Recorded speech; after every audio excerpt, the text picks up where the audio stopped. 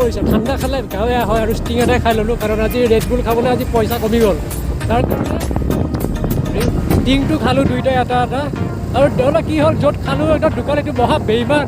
এই 20 টকীয়া বস্তু তাক 25 টকা লাগে সেইফালে নাই পইচা